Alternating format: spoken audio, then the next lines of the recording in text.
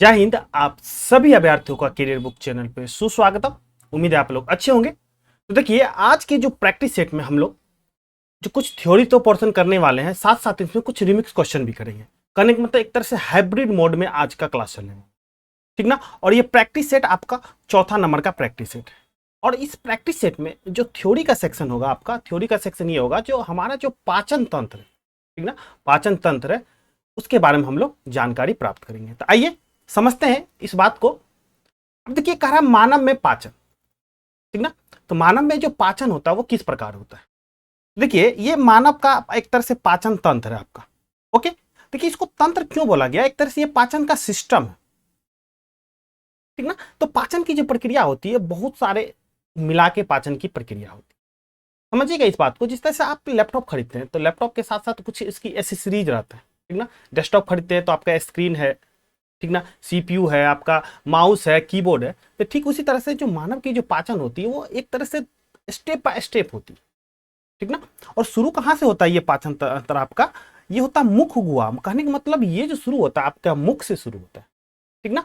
उसके बाद आपका ग्रास नली, फिर आमाशय, क्षुद्रांत कहने का मतलब छोटी आंत, फिर वृदांत कहने का मतलब बड़ी आंत, उसके बाद मल द्वारा अथवा गुदा के द्वारा उसका निष्कासित होता है ना। एक छोटा सा बात में अगर एक छोटा सा एक लाइन में अगर इस बात को समझा जाए तो पाचन वो प्रक्रिया है जिसमें एक तरह से जटिल पदार्थ को हम लोग सरल में तोड़ते हैं, जटिल को सरल पदार्थ में तोड़ते हैं। बस यही एक पाचन की प्रक्रिया है। तो जो भी प्रोसेस आपका होगा हमेशा उसमें कन्वर्ट क्या हो जाएगा, जो जटिल है, जटिल को किस में तोड़ेंगे हम लोग, सरल में तोड़ेंगे, ठीक ना। तो बात कर लेते हैं जो आपका स्टार्ट होता है, आपका स्टार्ट होता है वो मुख गुहा से। मुख गुहा कहने का मतलब आपका ये मुख, जिसे भोजन जो है, भोजन मुख में लिए, मुंह में लिए, तो यहाँ पे काम करता है आपका लार और दांत। लार क्या करता है आपका, जो बहुत सारे जो एक तरह से बैक्टीरिया वगैरह होता है उसको वो मारता है। दांत क्या करता है, दांत जो एक तरह से जो कठोर है उसको क्या करता है, छोटा छोटा भाग में आपको क्या करता है, तोड़ता है। छोटा छोटा भाग में उसको दांत क्या करता है, भोजन को पीसता है, कूटता है एक तरह से, ठीक ना। तो बढ़ते हैं और आगे की ओर। जो ग्रास नली वगैरह आपका क्या कह रहा है इसके बारे में भी अब हम लोग डिटेल से जानेंगे। तो देखिए, भोजन का अंतःग्रह जो है मुख के द्वारा होता है। बिल्कुल बात सही है, भोजन जो हम लोग इंटेक करते हैं मुख के द्वारा करते हैं। तो आहार को शरीर के अंदर लेने की क्रिया जो है यहाँ पे अंतःग्रहण कहलाती है। ध्यान रखिएगा, एक क्वेश्चन ये भी पूछ सकता है कि जो आपको जो भोजन जो आप इंटेक करते हैं, भोजन जो आप लेते हैं, उस प्रक्रिया को क्या कहते हैं। उस प्रक्रिया को हम लोग अंतःग्रहण कहते हैं। उस प्रक्रिया को हम लोग अंतःग्रहण आपको कहते हैं। ओके, अब इसके अलावा मुख में एक लाला ग्रंथि होती है, ठीक ना। लाला ग्रंथि होती है जो लाला रस का स्रावित करती है, ठीक ना। आपको लार के बारे में भी बताए थे, जो वो है लार एक तरह से स्रावित करती है, जो कि आपको जीवाणु वगैरह जो भी बैक्टीरिया वगैरह है उसको वो क्या करती है, खत्म कर देती है, ठीक ना। तो देखिए आपका ये फिगर बना हुआ है। सबसे पहला जो शुरुआत होता है यहाँ से होता है, मुख गुहा से होता है। ओके, उसके बाद ये जो है, ये जो नली है, ये नली आपका क्या है, ग्रास नली है, जिसको बोलते हैं ग्रासिका बोला जाता है। ओके, उसके बाद जो भोजन है, भोजन उसके बाद आपका चला जाता है, सीधा सीधा चला जाता है, उसके बाद आमाशय में चला जाता है, ठीक ना। तो अभी तक हमने क्या जाना, भोजन को हमने मुंह में इंटेक किया, मतलब मुंह गुहा में ले लिया। अब भोजन आएगी कहां भैया, ग्रासिका में आएगी, ग्रास नली में आएगी, ठीक ना। तो देखते हैं हम लोग ग्रास नली का क्या एक तरह से फंक्शन है भोजन को पचाने में। अब देखिए, ये जो आपका पोर्शन है ये वाला, ये है क्या, ग्रासिका या ग्रास नली होता है, ठीक ना। भोजन के लेने के बाद ये जो आमाशय है, इसके बीच जो है एक तरह से भोजन वाला पाइप जो है उसको क्या बोलते हैं, ग्रास नली या ग्रासिका का। ओके, अब कह रहा है ये मुख गुहा को आमाशय से जोड़ने का काम करता है, ठीक ना। ये क्या काम करता है, जो मुख गुहा है, जिसे मुंह है, मुंह को आमाशय उसको जोड़ने का काम करता है। ये लंबी नली के समान है, जो लार में मिले हुए भोजन को निगल द्वारा प्राप्त किया जाता है, मतलब ठीक ना, निगलते हैं जो उसके द्वारा वो जाता है। इसमें कोई पाचन की क्रिया नहीं होती। ध्यान रखिए कि इसमें कोई पाचन की जो क्रिया होती है वो नहीं होती। अगर आपसे सवाल पूछे क्या ग्रसिका या भोजन नली में पाचन की कोई क्रिया होती है, तो आपका जवाब होना चाहिए नहीं, ठीक ना। अब यहाँ पे बात एक चीज है, जो भोजन जो मुंह से लिए ये आमाशय तक गया कैसे, उसके पीछे क्या प्रोसेस है, क्या लॉजिक है, तो ध्यान रखिएगा। यहाँ पे क्रमाकुंचन एक प्रक्रिया होती है। ये कारण जो है, भोजन जो आपके मुख से कहाँ चला जाता है, आमाशय। आप पूछिएगा सर क्रमाकुंचन क्या कहलाता है। देखिए, जैसे ये एक कलम है, ठीक ना, ये पाइप है, पाइप में कोई चीज यहाँ पे फंसा हुआ चीज है, तो आप क्या करते हैं, यहाँ से इसको दबाते हैं, तो दबाते दबाते दबाते ये नीचे चला जाता है। तो क्रमानुकुंचन जो है एक तरह से क्रमागत मतलब लगातार संकुंचन कहलाता है, ठीक ना। एक तरह से उसको दाबते रहते हैं, फूला फिर दबा, फूला दबा, इस तरह से वो भोजन जो है, जो में देखिएगा भोजन यहाँ पे, जो भोजन जो आपका है, देखिए यहाँ पे इस तरह से था, क्रमानुकंचन की वजह से ये भोजन नीचे नीचे नीचे आपकी ओर जा रहा है, और भोजन यहाँ के बाद कहाँ चला जाता है भैया, वो चला जाता है आपका अमाशय में, ठीक ना। तो अभी तक हमने भोजन का है जो मुख गुहा से गया, मुख गुहा से कहा ग्रासिका के होली होते हुए अब अमाशय तक भोजन पहुंचा, ठीक ना। अब देखिए अमाशय में किस तरह का स्वागत भोजन का होता है इसको भी हम लोग जानते हैं। ओके, तो अमाशय की जो बात अगर करें तो अमाशय की जो है एक थैली नुमा संरचना है, यही आपका अमाशय है। देखिए इसका जो संरचना है एक तरह से ये है आपका थैली नुमा, ठीक ना। और इसकी आकृति कैसा है भैया, देखिए आकृति इसको जे टाइप में है, आकृति आपका जे टाइप में है, और ये आहार नाल का सबसे चौड़ा भाग है। ध्यान रखिएगा एक क्वेश्चन का, ये सबसे आहार नाल का सबसे चौड़ा भाग है, ठीक ना। हम लंबा भाग की बात नहीं कर रहे, ये आहार नाल का सबसे चौड़ा भाग की बात कर रहे। लंबा बात की करें तो उसका छोटी आंत होगी, ध्यान रखिएगा। अगर लंबा की बात करें तो छोटी आंत होगी, आगे हम लोग पढ़ेंगे। लेकिन चौड़ा भाग जो है आपका, ये आपका हो जाता है अमाशय हो जाता है। ये जो अमाशय आपका एक और जो है ग्रासिका या ग्लास नली में खुलती है, और दूसरी ओर क्षुद्रांत, कहने का मतलब ये हो गया, क्षुद्रांत का कहने का मतलब ये हो गया छोटी आंत। इसका क्षुद्रांत का कहने का मतलब ये छोटी आंत में आपको खुलता है, ठीक ना। ओके, और अब जो अमाशय को भी हम लोग यहाँ पे तीन भाग में बांटा जाता है। एक होता है अग्रभाग, को कार्डियक कहा जाता है, यहां से ही HCl हाइड्रोक्लोरिक एसिड आपको क्या कहता है, स्रावित होता है। मध्य भाग को है फंडिक, फंडिक में क्या होता है, एक रूजी नाम का होता है, रूजी होता है जो काटिला होता है, एक तरह से कांटा कांटा निकला हुआ। अगर इस तरह से इसको देखिएगा तो तीन भाग में अगर इसको बांटिएगा तो देखिए तीन भाग में, तो यहाँ पे आपका हो गया अग्रभाग हो गया, यहाँ पे कार्डियक होता है, यहाँ पे इस तरह से रूजी नाम का एक तरह से कटीला होता है, कांटा जैसा होता है। ये क्या करता है, भोजन को रोकता है ताकि आगे जो है प्रोसेस काम हो, तब वो भोजन को भेजता है। तो ये यहाँ पे भोजन जो है 3 से 4 घंटा भोजन रुकता है वहां पे, ठीक ना। आगे है आपको पाइलोरिक, एक तरह से पाइलोरिक आगे हो आपको मिल जाएगा, ठीक ना। आगे वाला पोर्शन को पाइलोरिक बोला जाता है। अब ये अमाशय जो है आपका भाई साहब, अमाशय जो है, अमाशय में एक चीज है जो हाइड्रोक्लोरिक एसिड स्रावित होता है। ये हाइड्रोक्लोरिक एसिड का काम क्या है, तो ये क्या करता है, देखिए ये बहुत सारे जो कीटाणु वगैरह होते हैं उसको वो मार देता है। तो अब एक सवाल आपके मन में आएगा कि सर हाइड्रोक्लोरिक एसिड अगर वहां पे हुआ गया, मतलब स्रावित हुआ, तो जो एक अमाशय का जो आंतरिक भाग है उसको भी वो कहीं ना कहीं नुकसान पहुंचाएगा। बिल्कुल नुकसान पहुंचाना चाहिए, लेकिन वहां पे क्या है, श्लेष्म नाम का एक अम्ल होता है, मतलब श्लेष्म नाम का एक रस स्रावित होता है, जिससे क्या उसकी आंतरिक सुरक्षा को, उसको आंतरिक सुरक्षा प्रदान करता है, ठीक ना। तो इस तरह से हम लोग अमाशय को हम लोग जो है तीन भाग में बांट दिए। कौन कौन सा भाग हो गया, कार्डियक हो गया, फंडिक हो गया, पाइलोरिक हो गया, ठीक ना। और भी चीजें हम लोग अमाशय के बारे में वहां पे जानेंगे। अब देखिए क्या है, जो कार्डियक से, देखिए कार्डियक से आपका क्या निकलता है, HCl निकलता है। अभी थोड़ी देर पहले आपको बताए थे, जो कार्डियक से आपको HCl निकलता है, जो टाइलिन के प्रभाव को समाप्त कर देता है, ठीक ना। और ये कीटाणु को क्या करता है, कीटाणु को मार देता है, ठीक ना। HCl आपका क्या करता है, जो टाइलिन के प्रभाव को खत्म कर देता है और वो कीटाणु को भी मारता है। और जानते हैं कि HCl क्या है, मेरा अम्ल है, तो ये भोजन को क्या कर देता है, अम्लीय बना देता है, ठीक ना। और ये एंजाइम की क्रिया शक्ति को वो क्या करता है, वो बढ़ा देता है। अब देखिए फंडिक के बीच वाला भाग है, ये कांटेनुमा संरचना होती है। थोड़ी देर आपको पहले बताए थे, कांटेनुमा संरचना होती है, इसे रूजी भी बोलते हैं। तो ये क्या करता है, भोजन को रोक के रखता है, ठीक ना। जब हम भोजन नहीं किए रहते तो रूजी अपने स्थान पर खड़ा हो जाता और चुभन होने लगती। अक्सर आप देखते हैं कि जो बहुत देर तक आप भूखे रहते हैं तो क्या होता है, पेट में चुभन होने लगता है। तो चुभन किसके वजह से होता है, यही रूजी की वजह से होता है। ये कांटेनुमा संरचना होती है, ये क्या होता है, खड़ा हो जाता है, तो जिसकी वजह से क्या होता है, चुभन का हमको चुभन का एहसास होता है।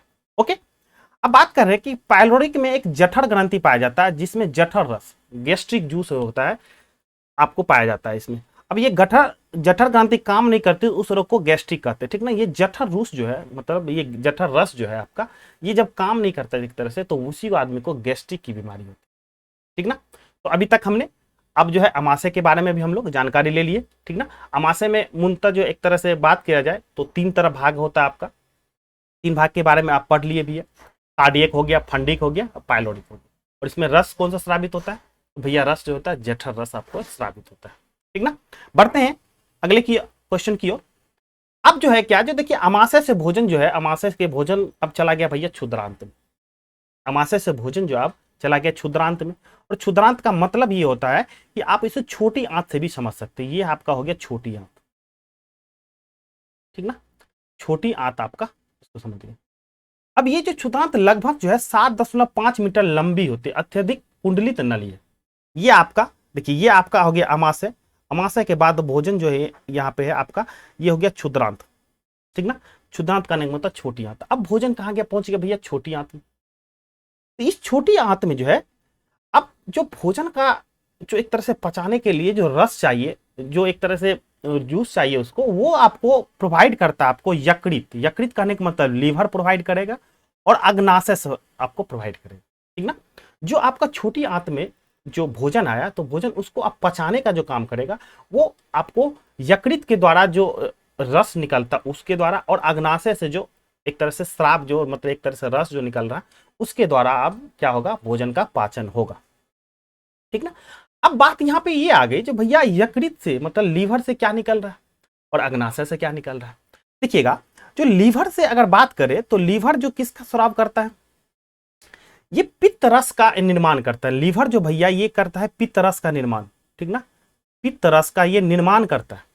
ध्यान दीजिएगा मेरे बात को, लीवर जो है किसका करता है, पित्त रस का निर्माण करता है। और वो निर्माण होने के बाद कहाँ स्टोर होता है, तो पित्ताशय में।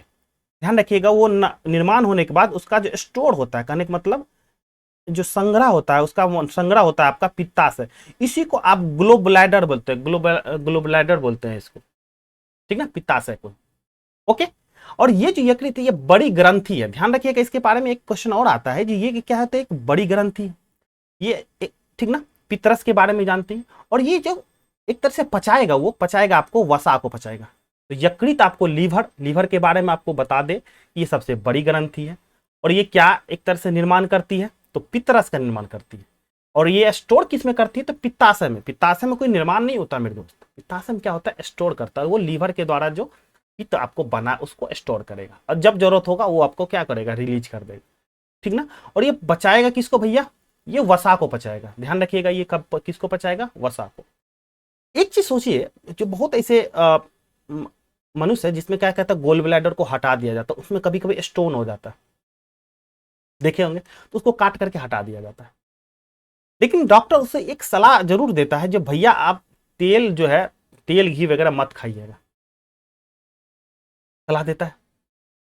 तो उसकी सलाह के पीछे रीजन क्या है, क्योंकि देखिए ये पित्त जो है, पित्त किसका पचाता, किसको पचाने में काम आता है भैया, वसा को, ठीक ना। तेल में भी क्या फैट है भैया, घी में भी क्या है, फैट है। इस वजह से सलाह देता है डॉक्टर, क्योंकि उसको पता है कि भैया पित्त रस वाले थैली को तो हम हटा दिए, ये तो पचेगा नहीं, तो खाएगा तो भैया और ज्यादा प्रॉब्लम होगा, ठीक ना। तो देखिए, तो कोई भी चीज जो है साइंस का चीज एक सब तो लॉजिकल है, आप हर एक चीज लॉजिक से जुड़ा हुआ है। चीजों को अगर आप बारीकी से थोड़ा सा ध्यान देके समझिएगा, तो आपको रखने की जरूरत नहीं होगी, वो आप कहीं ना कहीं अपने आप खुद ब खुद समझ जाइएगा, ठीक ना। तो बात तो हो गई भैया यकृत की, हो गई लीवर की, हो गई। अब जो एक दूसरा इसमें जो एक तरह से हेल्पर का काम करता है, वो है आपका दूसरा है आपको अग्नाशय, ठीक ना। ये रहा आपका अग्नाशय भैया। तो अग्नाशय से अग्नाशयिक रस निकलता है, अग्नाशय से आपका अग्नाशयिक रस निकलता है। और ये जो आपको पचाने में काम करता है, ये कार्बोहाइड्रेट को पचाने में काम करता है और प्रोटीन को पचाने में काम करता है। ये कार्बोहाइड्रेट को पचाने में काम करता है और प्रोटीन को पचाने में काम करता है, ठीक ना।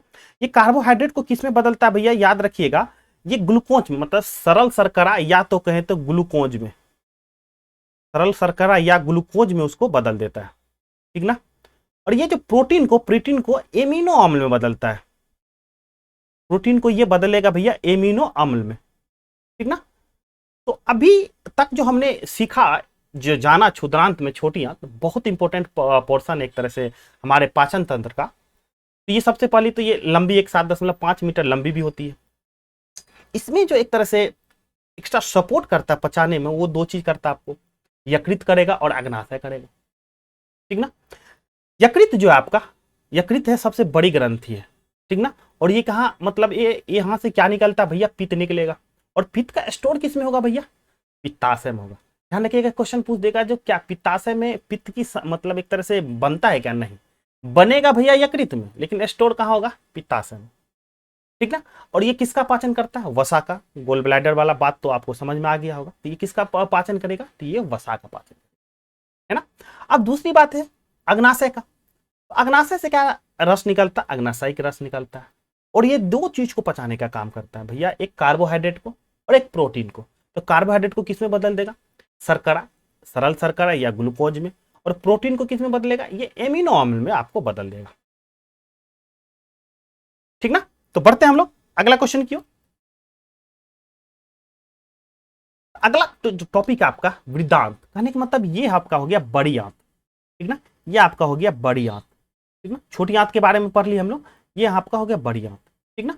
लेकिन उससे पहले आपको एक चीज बता देते हैं, जो छोटी आंत के बाद जो भोजन का एक तरह से अवशोषण होता है। ठीक ना? जो भी पदार्थ अगर जो मतलब एक तरह से भोजन पचा तो उससे अवशोषित एक तरह से भोजन हुआ अवशोषित होता है। ठीक ना? उसके मतलब जो एक भित्तियों के द्वारा उसके भोजन अवशोषित होता है। ठीक ना? एक सवाल आपसे पूछना चाहेंगे इसमें हमने, जब आप भोजन करते हैं तो भोजन करने के बाद आपको नींद या सुस्ती क्यों आने लगती है? देखे होंगे अक्सर आप भोजन करने के बाद आपको आलस सा आता है। ठीक ना? सोने का मन करता है, क्यों? चलिए हम बताते हैं आपको। जब आप भोजन करते हैं तो भोजन क्या है, तो भोजन की जो पचने की प्रक्रिया होती है, तो पचने की प्रक्रिया के लिए क्या कहते हैं, बहुत सारा एनर्जी जो आपको चाहिए। तो एनर्जी एक तरह से ब्लड का जो सर्कुलेशन होता है, ब्लड का सर्कुलेशन क्या होता है, आपको पेट की ओर चला जाता है। ब्लड का जो सर्कुलेशन है आपको पेट की ओर चला जाता है। तो इस वजह से मस्तिष्क में जब ब्लड की कमी होने लगती है तो आपको तभी थकान की महसूस होती है। ठीक ना? मस्तिष्क में अगर आंशिक रूप से ब्लड की कमी होने लगती है तो आपको शरीर में थकान की जरूरत होने लगती है। इसी वजह से वहां पे आपको जब भोजन के बाद तो पचाने के लिए बहुत सारा एनर्जी लग जाता है, बहुत सारा ब्लड उधर बढ़ने की चला जाता है। इसी वजह से आपको जो है एक भोजन करने के बाद आपको थकान या सुस्ती की अनुभव होती है। ठीक ना? बढ़ते हैं हम लोग आगे। एक वृद्धांत है, बड़ी आंत है, उसके बारे में हम लोग जानते हैं। करा ये जो वृद्धांत है मतलब बड़ी आंत है, नाम है बड़ी आंत, लेकिन ये जो एक छोटी आंत की अपेक्षा चौड़ी एवं छोटी होती है। नाम है बड़ी आंत, लेकिन है क्या चीज भैया, ये छोटी आंत की अपेक्षा अगर बात करें तो ये अपेक्षा छोटी होती है और चौड़ी भी होती है। ये लगभग 1.5 मीटर लंबी होती है। इसका मुख्य कार्य, ध्यान रखिएगा, इसका मुख्य कार्य क्या है, जल और कुछ लवणों का अवशोषण करना होता है। इसका मुख्य काम क्या भैया, ये मुख्य कार्य है इसका जल का अवशोषण और कुछ लवणों का अवशोषण करना। ठीक ना? और बचा हुआ मतलब अपचित मतलब जो विभाजन नहीं पचा उसको मलाशय में चला जाता है और कठोर मल के रूप में वो रूप में रहता है। ठीक ना? तो उसके बाद आप कठोर मल के रूप में यहाँ पे आपका ये मलाशय में चला जाएगा। ठीक ना? तो भोजन और उसके बाद जो भी है आपको मल द्वार के द्वारा ये बाहर भोजन निष्कासित हो जाता है आपका। ठीक ना? तो अगर पूरी प्रक्रिया को एक तरह से अगर समझे तो सबसे पहले भोजन क्या किया हम लोग, इंटेक किए मतलब अंतर्ग्रहण किए। उसके बाद भोजन क्या हो गया मेरा, ग्रास नली में आया। ग्रास नली के बाद भोजन कहाँ गया मेरा, अमाशय में। अमाशय के बाद भोजन चला गया कहाँ भैया, छोटी आंत में। और छोटी आंत में किसकी मदद से भोजन पच रहा है, तो यकृत और अग्नाशय की मदद से। उसके बाद वहां पे जब पचने के मतलब 3 भाग तो होता है। ठीक ना? पचने के बाद जो है आप भोजन का अवशोषण हुआ और अवशोषण करने के बाद भोजन कहाँ चला गया भैया, बड़ी आंत में चला गया। और बड़ी आंत से कहाँ चला जाएगा भैया, मलाशय में। और मलाशय के बाद आपका गुदा से होकर बाहर निकल जाए। तो ये एक प्रक्रिया है आपको भोजन का मानव पाचन तंत्र का। और ये टोटल जो कंटेंट है आपका, ये क्लास 7 के जो एनसीईआरटी बुक है उसके अकॉर्डिंग है। देखिए चीजें इसमें और भी चीजें पढ़ने को, लेकिन जब आप सब्जेक्ट के प्रति इंटरेस्ट जगता है, और मेरा ये है मोटो ये है कि जो आपको क्लास 7 के अकॉर्डिंग आपको चीजों को लेक्चर, फिर जब हम लोग हायर अगर जाएंगे क्लास में तो फिर उस चीज को फिर वहां पे हम लोग डिटेल से और ज्यादा जितना ज्यादा कंटेंट प्लस होगा वो ज्यादा पढ़ लेंगे। लेकिन है क्या, तो जब आप स्टेप बाय स्टेप पढ़ रहे हैं तो ये चीजें क्या होता है, याद भी रहता है और पढ़ने में आपको मजा भी आता है। ठीक ना? तो बढ़ते हैं हम लोग आगे की ओर। और कुछ क्वेश्चन है, अब हम लोग जो है एक तरह से रिमिक्स क्वेश्चन कुछ करने वाले हैं। और क्या क्वेश्चन है जरा देखिएगा, ये क्वेश्चन आपके 7th के एनसीईआरटी बुक का ही है। करा वसा का जो पूर्ण रूपेण पाचन किस अंग में होता है। ध्यान रखिए जो वसा के बारे में हम कहां बात किए थे, यकृत के बारे में बात किए थे। वसा गोल ब्लैडर ये कहां था भैया, ये तो छोटी आंत में था ना। इस तरह से क्षुद्रांत आपका ऑप्शन हो गया। देखिए कैसे कोलिंग कीजिए चीजों को। ठीक ना?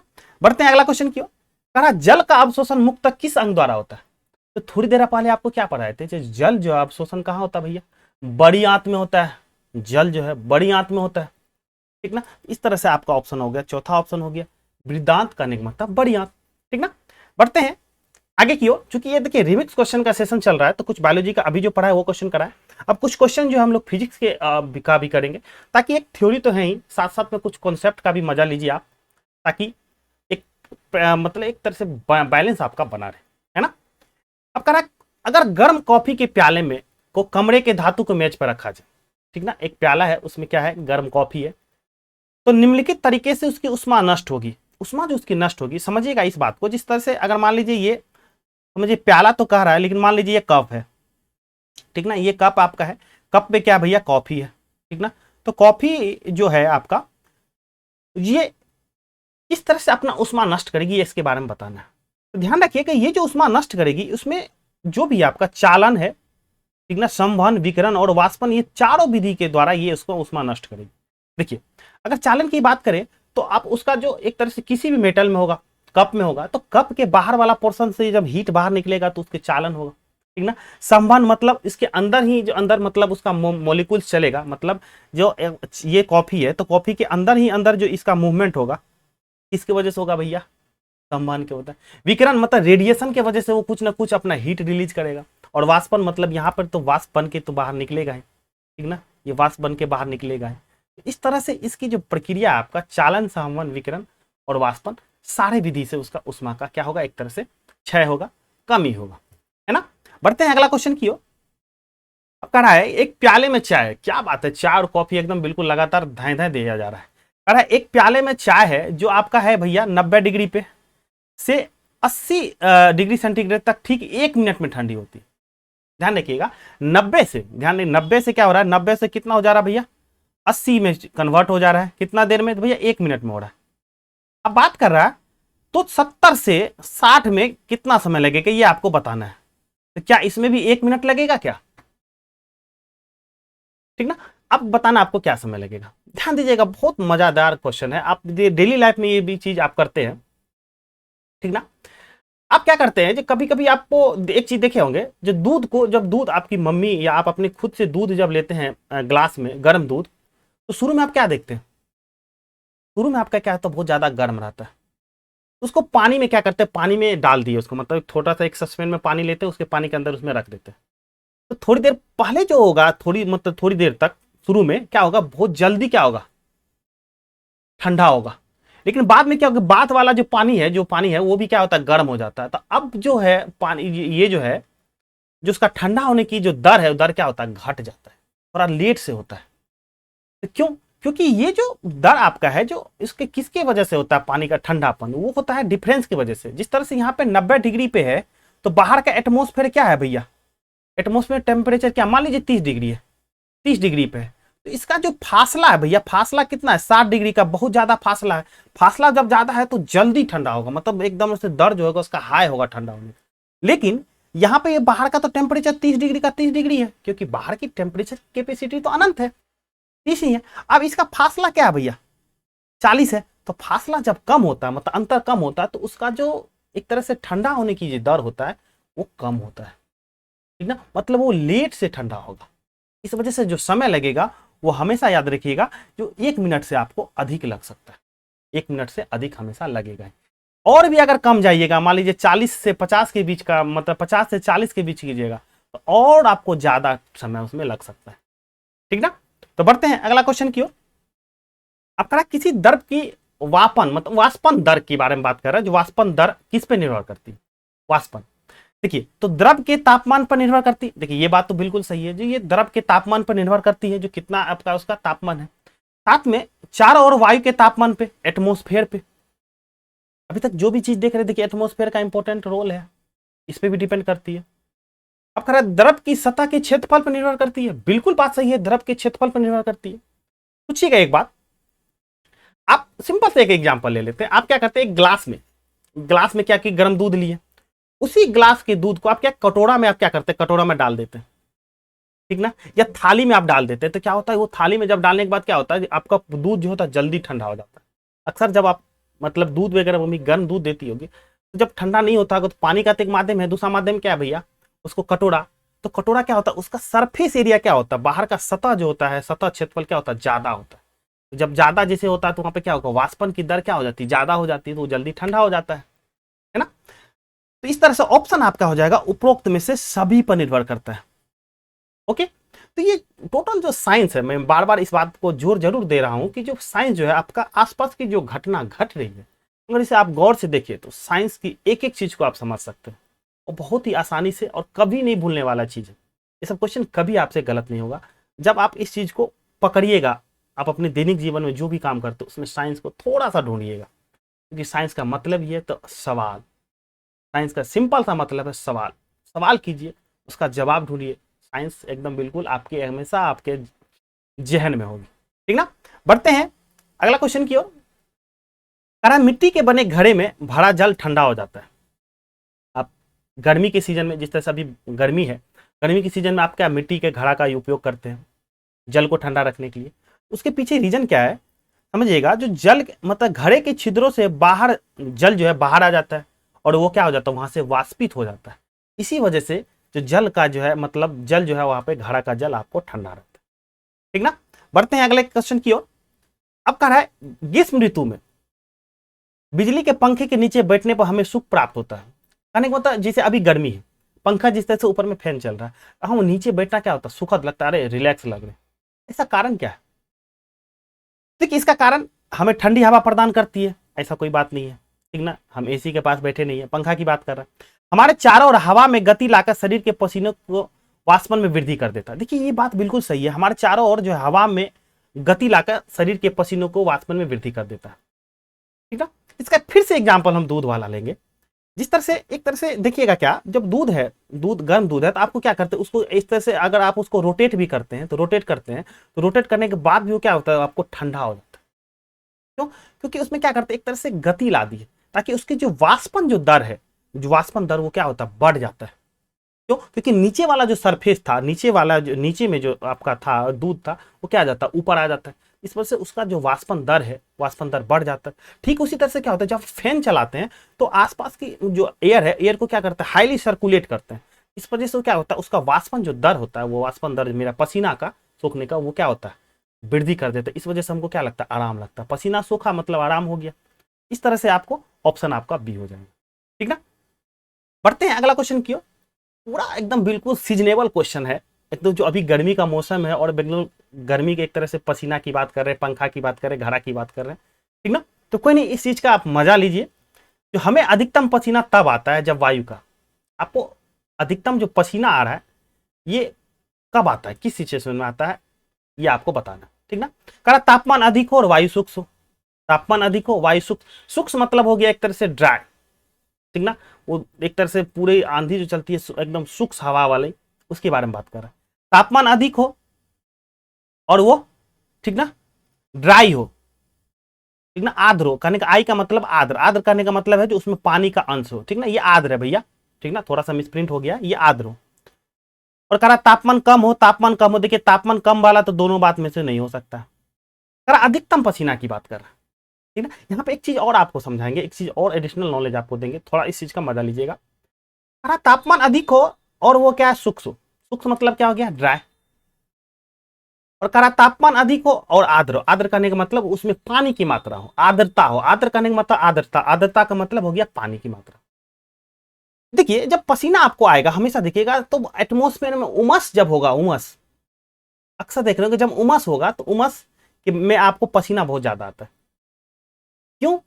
इसके पीछे रीजन है, देखिए तापमान तो है ही बढ़ा हुआ, लेकिन जो एटमॉस्फेयर है मेरा, एटमॉस्फेयर में पानी की मात्रा जो है आर्द्र है, मतलब वो पानी खुद ब खुद एटमॉस्फेयर में है ही।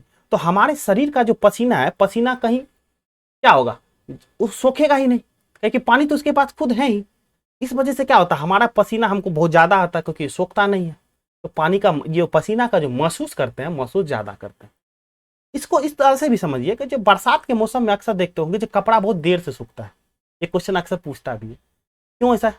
क्योंकि देखिए क्या होता है कपड़ा सूखने का क्या मतलब है, जो कपड़ा में जो नमी है, पानी है, वो उसको क्या जाना चाहिए, कपड़ा से निकल के कहाँ चला जाएगा भैया एटमॉस्फेयर में।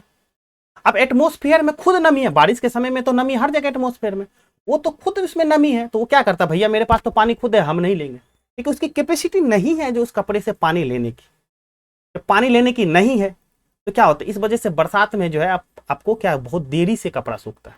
ठीक वही काम यहाँ पे हो रहा है, जो तापमान अधिक तो है लेकिन वो क्या है आर्द्र है, मतलब खुद ब खुद पानी है ही, एटमॉस्फेयर में है, अवेलेबल है, तो पानी इस वजह से आपके शरीर का जो पसीना है वो पसीना आपको वो नहीं ले पाता है, क्योंकि आपसे निकल के तो जाएगा एटमोस्फेयर में ही ना, ठीक ना। तो बढ़ते हैं हम लोग अगले क्वेश्चन की ओर। और अगला क्वेश्चन जो आपको केमिस्ट्री से रिलेटेड है, ठीक ना, ताकि हम पहले ही बोले थे जो आज हम लोग कुछ रिमिक्स खेलने वाले हैं। तो आइए समझते हैं बात को। कह रहा कोयले की खानों में कार्बनिक तत्व के सड़ने से बनने वाला जो एक मार्च गैस है वो क्या कहलाता है, ठीक ना। तो यह आपको है मीथेन होता है भैया। जो आपको कोयले की खदानों में जो कार्बनिक तत्व के सड़ने से बनने वाला जो गैस है वो आपको मीथेन होता है, ठीक ना। बढ़ते हैं आगे की ओर। कह रहा बैटरियों में इस्तेमाल होने वाला अम्ल है। तो बैटरियों में जो इस्तेमाल होने वाला अम्ल है वो आपको सल्फ्यूरिक अम्ल का आपका यूज होता है, ठीक ना। बैटरियों में जो आपको इस्तेमाल होता है वो अम्ल रहता है वो सल्फ्यूरिक अम्ल होता है, ठीक ना। बढ़ते हैं आगे की ओर। कह रहा सिरका की प्रकृति अम्लीय है, ठीक ना। सिरके वाला प्याज खाए होंगे अक्सर आप, रेस्टोरेंट वगैरह गए होंगे। कह रहा सिरका की प्रकृति अम्लीय है, तो क्योंकि इसमें होता है, इसमें आपको क्या होता है सिरका में ये आपको बताना है। तो सिरका में आपको एसिटिक अम्ल होता है, ध्यान रखिएगा, सिरका में आपको एसिटिक अम्ल पाया जाता है सिरका में, ठीक ना। बढ़ते हैं आगे की ओर। कहा तथा नींबू तथा संतरे में पाए जाने वाला अम्ल है। तो नींबू तथा संतरे में आपको सिट्रिक अम्ल पाया जाता है, ध्यान रखिएगा, नींबू और संतरे में आपको सिट्रिक अम्ल पाया जाता है। ओके, तो आज के सेशन में हम लोग इतना ही पढ़ेंगे, ठीक ना। फिर हम लोग नेक्स्ट सेशन में मिलेंगे इसी तरह के कुछ रिमिक्स टॉपिक लेके, इसमें कुछ थ्योरी भी रहेगा, आपको कुछ क्वेश्चन भी रहेगा। तो ये वीडियो आज आपका कैसा लगा जरूर इसके बारे में बताइएगा, ठीक ना। और तो आज के लिए इतना ही, फिर मिलेंगे हम लोग नए सेशन में नए कंटेंट्स के साथ। तब तक के लिए धन्यवाद, जय हिंद।